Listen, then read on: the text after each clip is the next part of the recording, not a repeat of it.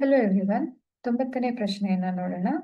ಒಂದು ವಸ್ತುವನ್ನು ಪೀನ ಮಸೂರದ ಕೆಳಗಿನ ಸ್ಥಾನಗಳಲ್ಲಿ ಇಟ್ಟಾಗ ಉಂಟಾಗುವ ಪ್ರತಿಬಿಂಬದ ರೇಖಾಚಿತ್ರ ಬರೆಯಿರಿ ಮತ್ತು ಪ್ರತಿಬಿಂಬದ ಸ್ಥಾನ, ಸ್ವಭಾವ ಮತ್ತು ಗಾತ್ರವನ್ನು ತಿಳಿಸಿ.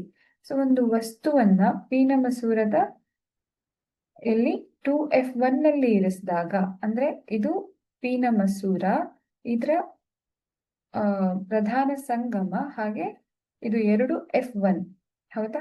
ಇಲ್ಲಿ ಅಂದ್ರೆ ಈ 2F1 ನಲ್ಲಿ ವಸ್ತುವನ್ನ ಇರಿಸಿದಾಗ ಅದರಿಂದ ಹೊರಟಂತಹ ಒಂದು ರೇಖೆ, ಪ್ರಧಾನ ಅಕ್ಷಕ್ಕೆ ಸಮಾಂತರವಾಗಿರುವಂತಹ ರೇಖೆ ಪೀನ ಮಸೂರದ ಮೇಲೆ ಬಿದ್ದು ವಕ್ರೀಭವನಗೊಂಡು F2 ಮೂಲಕ ಹಾದು ಹೋಗುತ್ತೆ.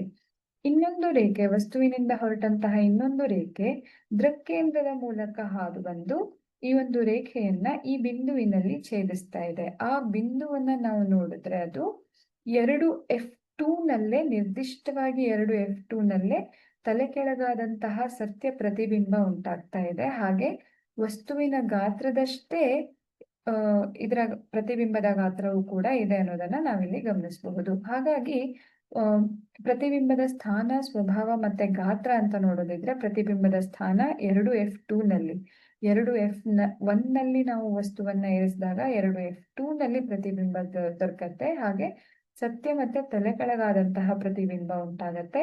ಇನ್ನು ಗಾತ್ರ ನೋಡೋದಿದ್ರೆ ವಸ್ತುವಿನ ಗಾತ್ರದಷ್ಟೇನೆ ಪ್ರತಿಬಿಂಬದ ಗಾತ್ರ ಉಂಟಾಗಿದೆ.